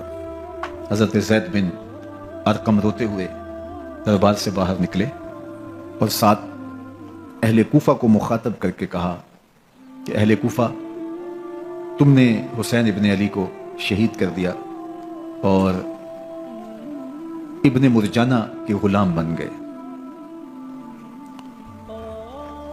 حضرت زینب سلام اللہ علیہا ایک کونے میں بیٹھی تھی، پرانے کپڑوں میں ملبوس۔ ایک وہ وقت بھی تھا کہ سیدہ زینب سلام اللہ علیہا جب کوفے میں آئیں، سیدنا علی المرتضیٰ کے زمانے میں، ان کے دور خلافت میں دارالخلافہ کوفہ متعین ہوا، تو یہ مدینے سے کوفے آئیں تو اس وقت کوفے کی معزز خواتین نے ان کا استقبال کیا۔ خلیفۃ المسلمین کی شہزادی، رسول اللہ کی بیٹی سیدہ فاطمہ الزہرا کا عکس حضرت زینب سلام اللہ علیہا کوفے میں داخل ہوئیں۔ تکریم، عزت اور وقار کے ساتھ آپ کا استقبال کیا گیا اور آپ خواتین کو درس قرآن دیتی، حضور کی شریعت سکھاتی، اور آج وہی کوفہ ہے، وہی دیوار و در ہے، اور وہی زینب ہے، اور آج زینب کے ساتھ حسین ابن علی کا کٹا ہوا سر ہے۔ پرانے کپڑوں میں ملبوس حضرت زینب سلام اللہ علیہ آج اسی کوفے میں داخل ہوئی ہیں۔ دارالامارت کے ایک کونے میں تشریف فرما ہے کہ ابن زیاد پوچھتا یہ خاتون کون ہے؟ حضرت زینب خاموش رہی۔ اس نے دوسری مرتبہ پوچھا، آپ پھر خاموش رہی۔ تیسری مرتبہ پوچھا، آپ پھر خاموش رہی۔ پھر ایک لونڈی نے بتایا یہ زینب بنت علی ہے۔ تو اس کے سامنے حضرت امام حسین کا کٹا ہوا سر پڑا تھا، اور وہ حضرت زینب سے مخاطب ہو کے کہنے لگا کہ اللہ نے تمہیں شکست دی اور یزید بن معاویہ کو فتح عطا کی۔ تو حضرت زینب سلام اللہ علیہ پھر دربار ابن زیاد میں ایک خوبصورت خطبہ عطا کیا۔ زینب بول رہی تھی، لگ رہا تھا مولا کائنات بول رہے ہیں۔ یہ خطبہ بامر مجبوری تھا، ابن زیاد کی خرافات کا جواب تھا۔ تو ابن زیاد سے اس کا جواب تو نہ بن پڑا، لیکن کہنے لگا کہ بڑی مکفہ اور مسجع گفتگو کی، تمہارا باپ علی بھی بہت اچھا شاعر تھا۔ تو سیدہ زینب سلام اللہ علیہ نے فرمایا ہمیں مکفہ گفتگو سے کیا غرض، یہ تو ایک حقیقت ہے جو ہم نے بیان کی۔ تو حضرت علی اوسط امام زین العابدین بھی پاس تھے، تو دیکھ کر کے کہنے لگا کہ یہ لڑکا کون ہے؟ تو فرمایا میں علی بن حسین ہوں۔ تو کہا کہ انہیں تو قتل کر دیا گیا۔ کہا وہ میرے بھائی تھے اور ان کا نام بھی علی تھا، میرا نام بھی علی ہے۔ تو اس نے کہا کہ اس لڑکے کو لے جاؤ اور قتل کر دو۔ حضرت زینب علی اوسط امام زین العابدین کے ساتھ چمٹ گئی اور کہا کہ اگر تم اسے قتل کرو گے تو اس کے ساتھ مجھے بھی قتل کرنا ہوگا۔ تو ابن زیاد کہنے لگا کہ یہ عورت سچ کہتی ہے، واقعی اس کے جذبات یہی ہیں۔ اور الصلاۃ جامعہ کی پکار کے ساتھ مسجد کوفہ میں آ گیا۔ کوفے کے لوگ سارے ابن زیاد کے سامنے تھے۔ امام حسین کا کٹا ہوا سر ابن زیاد کے سامنے تھا، اور اس نے کہا کہ اللہ نے یزید بن معاویہ کو فتح دی اور کذاب ابن کذاب معاذ اللہ حسین ابن علی کو شکست دی۔ جب اس نے یہ بات کہی تو عبداللہ بن عفیف الازدی رضی اللہ تعالی عنہ موجود تھے، وہ کھڑے ہو گئے۔ غصے سے ان کا بدن کانپ رہا تھا، اور آپ نے پوری ہمت کے ساتھ ابن زیاد کو جواب دیتے ہوئے کہا، ظالم، حسین سچا، حسین کا باپ بھی سچا، تو جھوٹا، تیرا باپ بھی جھوٹا، جس نے تجھے امیر بنایا وہ بھی جھوٹا۔ تو ابن زیاد نے جب اپنے بارے عبداللہ بن عفیف سے یہ بات سنی تو اس نے حکم دیا کہ ان کا سر کاٹ دیا جائے، اور پھر حضرت عبداللہ ابن عفیف رضی اللہ تعالی عنہ کو شہید کیا گیا اور ان کی لاش کو سولی چڑھا دیا گیا۔ حق کی راہ کے یہ مسافر اپنی جان کس طرح راہ خدا میں سپرد کر رہے تھے۔ اہل کوفہ سہمے ہوئے، ڈرے ہوئے ابن زیاد کے دربار میں بیٹھے تھے، اور امام حسین رضی اللہ تعالی عنہ کے قتل کا، ان کی شہادت کا انہیں دکھ تو تھا، لیکن ان کے اندر ہمت، طاقت اور توانائی نہیں تھی۔ ان کی تلواریں یزید کے ساتھ رہیں اور دل امام حسین رضی اللہ تعالی عنہ کے ساتھ رکھنے کی بات کرتے تھے۔ پھر یہ قافلہ کوفہ سے چلتے چلتے دمشق کی جانب عازم سفر ہوا۔ ایک اونٹ پہ 3 لوگوں کو سوار کیا گیا تھا۔ امام زین العابدین کو سوار بھی کیا گیا اور بدن پر زنجیریں بھی باندھی گئیں، جکڑ کر کے سواری پہ بٹھایا گیا۔ اللہ اکبر! جہاں جہاں سے یہ لوگ گزرتے، لوگوں کو ان کی حالت پہ رحم آتا۔ بہت سارے لوگ نہیں جانتے تھے یہ کون ہیں۔ عمومی طور پہ راستوں میں یہی بتایا گیا کہ کچھ باغی لوگ ہیں جنہوں نے حکومت سے بغاوت کی، تو ان کے کیفر کردار تک پہنچا دیا گیا۔ راستے میں ایک گرجا گھر آیا اور وہاں یہ لوگ رات رکتے ہیں۔ گرجا گھر کی دیوار پہ لکھا ہوا تھا، اترجو امت قتلت حسینا شفاعت جدہ یوم الحساب۔ کیا وہ امت جنہوں نے حسین ابن علی کو شہید کیا قیامت کے دن انہی کے نانے سے شفاعت مانگیں گے؟ کس منہ سے شفاعت طلب کریں گے؟ اسی حسین ابن علی کے نانا سے جن کے بیٹے کو، جن کے شہزادے کو، نواسے کو ان لوگوں نے شہید کیا۔ جب یہ تقدس مآب قافلہ دمشق پہنچا تو راستے میں ایک شخص قرآن مجید کی تلاوت کر رہا تھا، اپنے مکان کی چھت پہ بیٹھ کے تلاوت کر رہا تھا، اور یہ قافلہ اس طرح سے گزر رہا تھا کہ شہیدوں کے کٹے ہوئے سر نیزوں کی نوک پہ تھے، اور عصمت شیار خواتین اور امام زین العابدین اونٹوں پہ بندھے ہوئے تھے۔ تو پڑھنے والا تلاوت کر رہا تھا کہ کہف اور رقیم یہ ہماری نشانیوں میں سے بڑی عجیب نشانیاں ہیں۔ تو جب وہ پڑھ رہا تھا تو سر حسین سے آواز آئی، یا تالی القرآن، اے قرآن پڑھنے والا، اصحاب کہف سے زیادہ عجیب قتلی و حملی، میرا قتل کرنا اور نیزے کی نوک پہ چڑھایا جانا۔ یہ قافلہ یزید کے دربار میں پہنچتا ہے۔ یزید بہت خوش ہوا اور اس نے حضرت امام زین العابدین رضی اللہ تعالیٰ عنہ سے کہا کہ تمہارے باپ نے میری حکومت کے خلاف بغاوت کی اور وہ اپنے انجام کو پہنچے۔ تو آپ نے جواب میں قرآن مجید کی آیات کی تلاوت کی اور اہل بیت کے مناقب اور فضائل بیان کیے۔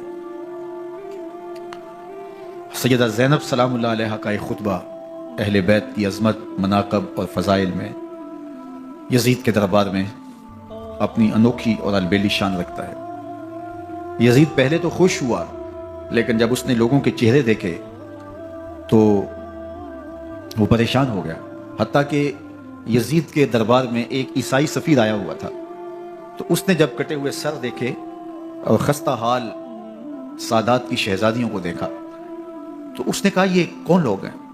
تو اسے بتایا گیا، تو اس نے بڑے تعصف کا اظہار کیا، کہا کتنے بد نصیب لوگ ہو، ہمارے پاس حضرت عیسیٰ علیہ السلام کے گدھے کا کھر موجود ہے اور ہم اسے بھی عزت کی جگہ پہ رکھے ہوئے ہیں، اور تم کتنے بدبخت ہو، اپنے رسول کے نواسے کو شہید کر دیا۔ بے مروت بے وفا تیرا بھی کیا افسانہ ہے، جس نے اپنی ہی شمع کو گل کیا تو وہ پروانہ ہے۔ تو یزید نے جب لوگوں کے تیور دیکھے اور بدلتے ہوئے حالات دیکھے تو اس نے تعصف کا اظہار کیا اور کہا اللہ برا کرے ابن زیاد کا، وہ امام حسین کو میرے تک پہنچنے دیتا تو میں ان سے اچھا معاملہ کر لیتا۔ کچھ لوگ اس سے یزید کو بری الذمہ قرار دینے کی کوشش کرتے ہیں، لیکن یزید کے اپنے حکم سے سب کچھ ہوا۔ ابن اسیر نے لکھا ہے کہ جب یزید مرا تو ابن زیاد دمشق آ رہا تھا، اس کے ساتھ مسافر بن شریح بھی تھا، تو اچانک وہ کچھ سوچنے لگا، تو مسافر بن شریح نے کہا کہ ابن زیاد میں تمہیں بتاؤں تم کیا سوچ رہے ہو؟ کہا بتاؤ۔ کہا تم یہ سوچ رہے ہو کہ میں نے نواسہ رسول کو شہید کیوں کیا؟ تو کہنے لگا کہ یہ مجھے یزید کا حکم تھا، اور اگر میں نواسہ رسول کو شہید نہ کرتا تو وہ مجھے قتل کر دیتا۔ اور جب مسلم بن عقبہ کو مدینہ المنورہ کی حرمت کو پامال کرنے کے لیے اور حضرت عبداللہ ابن زبیر رضی اللہ تعالیٰ عنہ کی خلافت کے اعلان کے بعد مکہ المکرمہ پر حملے کے لیے جو یزید نے بھیجا، تو اس سے قبل اس نے ابن زیاد کو کہا کہ یہ کام تم کرو۔ تو ابن زیاد نے جو جواب دیا وہ یہ تھا کہ میں تمہارے کہنے پہ پہلے ہی نواسہ رسول کو شہید کر چکا ہوں، اب نواسہ رسول کو شہید کرنا اور کعبۃ اللہ کی حرمت کو پامال کرنا، یہ دو چیزیں میں جمع نہیں کروں گا، اور اس نے بادشاہ کے حکم کا انکار کر دیا۔ تو یزید نے امام حسین رضی اللہ تعالیٰ عنہ کی شہادت کا حکم دیا تھا ابن زیاد کو، اور یہ دو گواہیاں میں نے ابن زیاد سے آپ کے سامنے رکھی۔ باقی اس کا یہ سیاسی پینترا کہ وہ تعصف کا اظہار کرے تو قاتل کی پشیمانی مقتول کی اہمیت تو بڑھا سکتی ہے، لیکن قاتل کے دامن سے قتل کا داغ نہیں دھو سکتی۔ تو حضرت امام حسین رضی اللہ تعالیٰ عنہ کا قتل یزید کو اب نظر آ رہا تھا مجھے بہت مہنگا پڑے گا، آخرت تو برباد ہوئی ہی ہوئی، دنیا بھی میں نے برباد کر لی اور میری حکومت بھی مستحکم نہیں رہ سکے گی۔ تو اب اس نے یہ کہنا شروع کر دیا کہ خدا برا کرے ابن مرجانہ کا کہ وہ راستہ دے دیتا اور امام حسین کو میرے تک پہنچ دیتا۔ حضرت امام زین العابدین سے اب وہ لجاجت کرنے لگا اور کہنے لگا کہ حضرت آپ کچھ ارشاد فرمائیے۔ تو آپ نے تین چیزیں ارشاد کی۔ آپ نے فرمایا ایک تو ہمیں خیریت سے مدینے بھیج دو، اور دوسری بات کہ قاتلان حسین کو ان کے کیفر کردار تک پہنچاؤ، اور تیسری بات، مجھے دمشق کی جامعہ مسجد میں خطبہ جمعہ کی اجازت دو۔ اس نے کہا کہ خطبہ جمعہ کی اجازت بھی دیتا ہوں، آپ کو خیریت سے مدینہ المنورہ بھی روانہ کر دیا جائے گا، لیکن قاتلان حسین کو کیفر کردار تک پہنچانا یہ میرے بس میں نہیں ہے، یہ ممکن نہیں ہے۔ آپ مجھے بتائیے، حاکم وقت ہو اور اتنا بڑا سانحہ اور واقعہ ہو گیا ہو تو وہ وہیں کھڑے کھڑے معذرت کر لے کہ یہ اس بات کو رہنے دو، تو اس کا مطلب سمجھنے میں کسی بھی باشعور شخص کو دیر نہیں لگتی۔ اسے چاہیے تھا کہ وہ کہتا کہ میں اس کی تحقیق کروا کے جو بھی مجرم ہے وہ کیفر کردار تک پہنچے گا، اور آپ نہ بھی کہتے تو یہ میں کرتا چونکہ میں حاکم وقت ہوں، لیکن اس نے فوراً کہا کہ یہ ممکن نہیں ہے۔ تو اس کا مطلب کیا کہ مجرم میں خود ہوں، تو میں اس سے جو ہے وہ بچنا چاہتا ہوں۔ تو اس نے حضرت امام زین العابدین کو کہا 2 شرطیں تو قبول ہیں، لیکن یہ تیسری شرط قبول نہیں ہے اور یہ ممکن نہیں ہے۔ تو یہ واضح اس بات کا اشارہ ہے کہ یزید کے حکم سے، اس کی منشا سے اور اس کے کہنے سے حضرت امام کو شہید کیا گیا، اور اس نے حضرت امام حسین رضی اللہ تعالی عنہ کے مبارک لبوں پر چھڑیاں بھی ماری اور آپ کے دانتوں پر ضربیں لگائیں چھڑیاں۔ وہ تو ایک صحابی وہاں موجود تھے جو کھڑے ہو گئے، انہوں نے کہا ارفع ھذا القدیب عن ھاتین الشفتین، ان ہونٹوں سے چھڑی ہٹا لے، میں نے ان آنکھوں سے رسول اللہ کو یہ ہونٹ چومتے ہوئے دیکھا ہے۔ جس طرح ابن زیاد کے دربار میں ہوا تو یہاں بھی ہوا۔ اللہ اکبر۔ تو یزید اپنے تئیں خوش تھا، لیکن لوگوں کے احتجاج کی سکت نہیں لا سکتا تھا کہ نواسہ رسول کو شہید کر دیا گیا، تو وہ یوں اپنی بات کو چھپانا چاہتا تھا اور بات ابن مرجانہ ابن زیاد پہ ڈالنا چاہتا۔ لیکن ابن زیاد کہتا ہے کہ اگر یزید کے کہنے پہ میں امام حسین کو قتل نہ کرتا تو میں قتل کر دیا جاتا، اور میں غزوہ کعبہ اور قتل امام حسین دونوں کو جمع نہیں کر سکتا، لہٰذا اب میں یزید کا یہ حکم نہیں مانوں گا، اس نے پہلے مجھ سے بہت بڑی زیادتی کروائی ہے۔ یہ تاریخ کی معتبر کتابوں کے اندر موجود ہے۔ اب یزید نے کہا 2 باتیں مان لیتا ہوں، آپ کو مدینہ المنورہ بھی رخصت کر دیتے ہیں، اور دوسرا آپ کو مسجد دمشق میں خطبہ کی اجازت بھی دیتے ہیں۔ اللہ اکبر۔ یہ وقتی تصرف تھا اس کا، ورنہ یہ کون ہے اجازت دینے والا؟ ممبر تو حسین ابن علی کے نانے کا ہے۔ خیر، مسجد دمشق میں گئے، لوگوں کا ہجوم تھا، حضرت امام زین العابدین ممبر پہ جلوہ فراز ہوئے، خطابت تو ان کے گھر کی لونڈی ہے، تو جب آپ نے کھڑے ہو کر کے خطبہ دیا اور فضائل و مناقب اہل بیت بیان کیے، لوگوں کے سینوں کے اندر آتش محبت اہل بیت کی جوش مارنے لگی۔ یزید ڈر گیا کہ اگر کچھ دیر خطبہ جاری رہا تو کہیں ایسا نہ ہو کہ لوگ میرے خلاف اٹھ کھڑے ہوں، تو اس نے مؤذن کو اشارہ کیا اور وہ اذان دینے لگا۔ تو اس نے کہا اللہ اکبر اللہ اکبر، تو حضرت امام زین العابدین نے کہا اس میں کوئی شک نہیں کہ اللہ سب سے بڑا ہے۔ پھر کہا اشہدو اللہ الہ الا اللہ، تو امام زین العابدین نے فرمایا کہ ہم نے اس بات کی اپنے خون سے گواہی دی ہے کہ اللہ کے علاوہ کوئی معبود نہیں ہے۔ پھر اس نے کہا اشہدو ان محمد رسول اللہ، تو حضرت امام زین العابدین نے یزید کی آنکھوں میں آنکھیں ڈال کے کہا یزید دیکھ، اذان میں تیرے نانے کا نام ہے یا میرے نانے کا نام ہے؟ تو حسین ابن علی رضی اللہ تعالیٰ عنہ کا نام کبھی بھی مٹنے والا نہ، زیاد کا وہ ستم رہا نہ یزید کی رہی وہ جفا، رہا تو نام حسین جسے زندہ رکھتی ہے کر۔ یزید نے امام حسین رضی اللہ تعالیٰ عنہ کو راستے سے ہٹا دیا، اس کا خیال تھا کہ یہ باغی ہیں اور میں ان کو کچل دوں۔ حضرت امام حسین شہید کر دیے گئے، ان کا خاندان شہید کر دیا گیا۔ صرف 14 سال کے امام زین العابدین رضی اللہ تعالیٰ عنہ اس حادثے میں، اس واقعہ میں جو ہے وہ بچے، اور سب سے زیادہ دکھ اپنی آنکھوں سے انہوں نے دیکھے۔ کربلا کا منظر بھی دیکھا، کوفے کا دارالعمارہ بھی دیکھا، اور دمشق کا دربار یزید بھی دیکھا، اور پھر یہاں سے مدینے پہنچ کر اہل مدینہ سے جو سامنا ہوا امام زین العابدین نے وہ لمحے بھی دیکھے۔ کہتے ہیں اس واقعہ کربلا کے بعد حضرت امام زین العابدین کبھی ہنسے نہیں تھے، جب بھی پانی پینے لگتے تو رو پڑتے، انہیں شاید سکینہ کی پیاس یاد آ جاتی تھی۔ امام زین العابدین کا رنگ زرد ہو جاتا جب کربلا کی یاد آتی، اور بسا اوقات شہر سے وحشت ہونے لگتی، اور دور باہر نکل جاتے اور جا کر کے وہاں خیمہ گاڑ لیتے، اور مہینہ مہینہ وہاں ذکر و فکر اور عبادت میں لگے رہتے۔ امام زین العابدین کے ہاتھوں میں ہتھ کڑیاں، پاؤں میں زنجیریں، اور اونٹ پہ باندھ کر کے جب حضرت امام زین العابدین کو شہیدوں کی لاشوں کے قریب سے گزارا گیا تو غشی پہ غشی طاری ہو رہی تھی امام زین العابدین پہ، اور وہ گھڑیاں بھی امام زین العابدین پر کتنی دردناک تھیں کہ جب شہزادیاں اونٹوں کے ساتھ باندھی گئی تھی اور امام زین العابدین اپنے بابا کا سر اپنے سامنے چلتا ہوا دیکھتے تھے، اور یہ دردناک لمحے کہ جب رات کی گھڑی آئی تو زینب سلام اللہ علیہ نے دیکھا کہ زین العابدین کے آنسو نہیں تھمتے اور ان کو غشی پہ غشی آتی ہے، تو وہ آگے بڑھ کے ان کو اپنی آغوش میں سمیٹتی ہیں اور کہا زین العابدین کیا ہوا؟ کہا کہ پھپھو جان اگر ہو سکے تو بابا کا سر کچھ دیر کے لیے میری گود میں نہیں آ سکتا ہے۔ وہ وقت بھی امام زین العابدین پہ آتا ہے جب زخم اور درد اور دکھ حد سے تجاوز کرتے ہیں تو زین العابدین مدینہ کی طرف منہ کر لیتے ہیں اور حضور کی بارگاہ میں ہوا کے ہاتھوں پیغام بھیجتے ہیں، ان نلت یا ریح الصبا یوما الی ارض الحرم بلغ سلامی روزتا فیہا النبی المحترم یا رحمتا للعالمین ادرک لزین العابدین محبوس عید الظالمی فی الموکب والمزدحم۔ امام زین العابدین نے یہ سارا دردناک منظر اپنی آنکھوں سے دیکھا اور یہ سارے دکھ سہے۔ امام زہری کہتے ہیں کہ ولید کے زمانے میں دوبارہ امام زین العابدین کو پکڑ لیا گیا اور ان کے ہاتھوں میں دوبارہ ہتھ کڑیاں اور پاؤں میں بیڑیاں ڈال دی گئیں۔ میں ملنے گیا تو جو ہی امام کے ہاتھوں میں ہتھ کڑیاں دیکھی تو میرا دل ڈولنے لگا اور میری آواز گلے میں دب گئی اور آنسو تھے کہ تھمتے نہیں تھے۔ تو امام زین العابدین نے مجھے دیکھا تو مجھے تسلی دیتے ہوئے کہا، زہری کیا ہوا تمہیں؟ تو میں نے کہا، حضرت کربلا میں تھوڑے دکھ دیکھے تھے اور اب یہ حالت مجھ سے دیکھی نہیں جا رہی۔ تو امام زین العابدین نے ان زنجیروں کو اور ان ہتھ کڑیوں کو جن سے آپ جکڑے گئے تھے جھٹکا دیا، لوہے کی زنجیریں ٹوٹ گئیں۔ کہا، زہری ہم اللہ کی تقدیر پہ راضی ہے ورنہ یہ زنجیریں کیا ہوتی ہیں۔ امام زین العابدین کو اللہ نے عزتوں سے نوازا تھا، ہر دور کے حق میں وقت ڈرتے تھے اور ان کی عزت سے حسد کرتے تھے۔ ولید بن عبد الملک بنو امیہ کا بڑا تگڑا حکمران گزرا ہے۔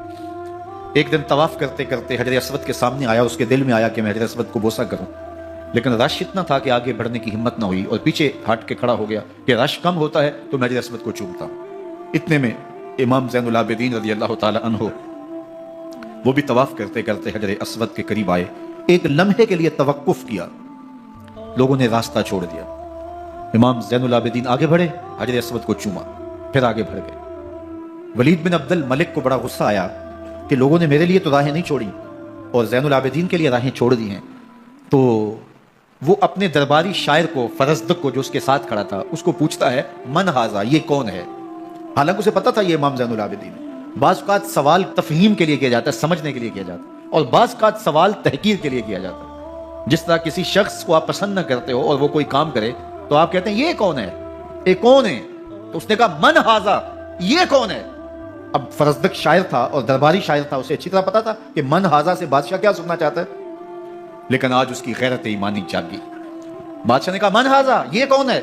تو فرزدق نے بادشاہ کی آنکھوں میں آنکھیں ڈال کے کہا، بادشاہ تو نہیں جانتا یہ کون ہے؟ اس کو تو بطحا کے سنگ ریزے بھی جانتے ہیں، اس کو تو زمین والے بھی جانتے ہیں، آسمان کے فرشتے بھی جانتے ہیں۔ یہ فاطمہ کا بیٹا ہے، یہ علی کا شہزادہ ہے، یہ رسول اللہ کا نواسہ ہے۔ تیرا من ھذا کہنا اس معرفہ کو نکرا نہیں کرے گا۔ یہ کل بھی معرفہ تھا، یہ آج بھی معرفہ ہے۔ کھڑے کھڑے امام زین العابدین کی شان میں ایک طویل قصیدہ لکھ دیا۔ بادشاہ تو اس سے کچھ اور سوچ رہا تھا، الٹ ہو گیا، اس نے ایک فرزدق کو جیل میں ڈال دیا۔ امام زین العابدین کو پتا چلا، آپ نے اشرفیوں کی 2 تھیلیاں خادم کے ہاتھ بھیجی کہ ہماری وجہ سے تمہارے اوپر یہ افتاد پڑی ہے۔ تو اس نے تھیلیاں قبول کی، چوما آنکھوں سے لگائیں اور پھر خادم کے ہاتھ میں دیتے ہوئے کہا، امام کو میرا سلام دے دینا اور کہنا، حضرت ساری زندگی نے ٹگوں کے لیے، ان پیسوں کے لیے، اشرفیوں کے لیے شاعریاں کی ہیں، یہ جو میں نے قصیدہ لکھا ہے آپ کے نانا کی شفاعت کے لیے لکھا۔ جو دلوں کو فتح کر لے وہی فاتح زمانہ۔ امام حسین کو تو کاٹ دیا گیا نا، اس لیے کاٹ دیا گیا کہ یہ ہماری حکومت سے بغاوت کر رہے ہیں، انہوں نے یہ کہا، بہانہ یہ بنایا، نظم حکومت میں یہ مخل ہو رہے ہیں، لہذا انہیں شہید کر دیا گیا۔ نہ صرف انہیں شہید کیا گیا، سر کاٹے گئے، نیزوں کی نوک پہ چڑھائے گئے، لاشوں پہ گھوڑے دوڑائے گئے۔ کیا کیا ظلم تھا، کیا کیا جبر تھا جو روا نہیں رکھا گیا، پیاسا رکھا گیا، بھوکا رکھا گیا، 6 ماہ کے بچے بھی نہیں چھوڑے گئے۔ امام حسین جب حضرت علی اصغر کو اپنے ہاتھوں پہ اٹھا کے فرات کے کنارے جا کھڑے ہوئے تو آپ نے اشقیاء سے مخاطب ہو کے کہا کہ تمہاری لڑائی تو مجھ سے ہے، 6 ماہ کے بچے نے تمہارا کچھ نہیں بگاڑا۔ چلو سے پانی بھرا تاکہ اصغر کا حلق تر ہو جائے، تو پانی ابھی حلق تک نہیں پہنچا، 2 شاخہ سنسناتا ہوا تیر آیا اور علی اصغر کا گلا چیر گیا۔ اور کہتے ہیں وہ جو تیر تھا جو حضرت علی اصغر کا گلا چیر کے آگے گزرتا ہے، وہ تیر تھا جو جانوروں کو مارنے کے لیے استعمال کیا جاتا ہے۔ گردن لٹک جاتی ہے، خون بہنے لگتا ہے۔ امام حسین اس خون کو آسمان کی طرف اچھال کے کہتے ہیں، مالک حسین کی یہ قربانی بھی قبول فرما لے۔ نسل مٹا دی گئی، شہید کر دیے گئے، گھوڑے دوڑائے گئے، سادات کرام، عصمت شعار پیغمبر زادیوں کو اونٹوں پہ بٹھایا گیا، رسیوں سے جکڑا گیا، چادریں چھیننے کی کوشش کی گئی، کیا کچھ نہیں ہوا۔ تاریخ دردناک ہے، اور یہ پیغمبر کے ماننے والوں نے، کلمہ پڑھنے والوں نے یہ سب کچھ کیا. بے مروت، بے وفا، تیرا بھی کیا افسانہ ہے، جس نے اپنی ہی شمع کو گل کیا تو وہ پروانہ ہے. لیکن یزید کی دلیل یہ تھی کہ یہ حکومت کا نظم چلتا ہے، اسے چلنے دیا جانا چاہیے، انہوں نے کیوں رکاوٹ ڈالی ہے، لہٰذا یہ باغی ہیں، ان کو کاٹ دیا جائے. میں کہتا ہوں امام حسین کو شہید کر دیا گیا، ان کے اعیان و انصار کو شہید کر دیا گیا، پورے خاندان کو پیاسا رکھ کے ذبح کر دیا گیا، 6 ماہ کے بچے بھی نہیں چھوڑے گئے، 80 سال کے بوڑھوں کو بھی شہید کیا گیا، خواتین کو اونٹوں پہ بٹھایا گیا اور گلی گلی عصمت معاب پیغمبر رحمت کی شہزادیوں کو کوفے اور دمشق کے بازاروں کے اندر بتایا گیا. تو مجھے بتائیں اس کے بعد یزید کی حکومت نے کیا کیا، ان کا کیا کارنامہ تھا؟ کتنے محدث پیدا ہوئے، کتنے مفکر پیدا ہوئے، کتنے جرنیل پیدا ہوئے، کتنے صوفی پیدا ہوئے؟ کون تھا جو ان کے تخت و تاج اور ان کی حکومت جس کو بچانے کے لیے اتنا بڑا حادثہ کر دیا اور پیغمبر کے بیٹوں کو شہید کر دیا؟ تو کیا پھر اس حکومت نے کیا یزید نے؟ یزید کا اپنا بیٹا تخت پہ بیٹھنے کے لیے تیار نہیں تھا. 6 ماہ کے بعد اس کی لاش گھر سے نکلی، اس نے کہا کہ یہ تخت جو ہے وہ آل رسول کے خون پہ بنا ہے، میں اس پہ نہیں بیٹھوں گا. اور رسوا ہو گئے.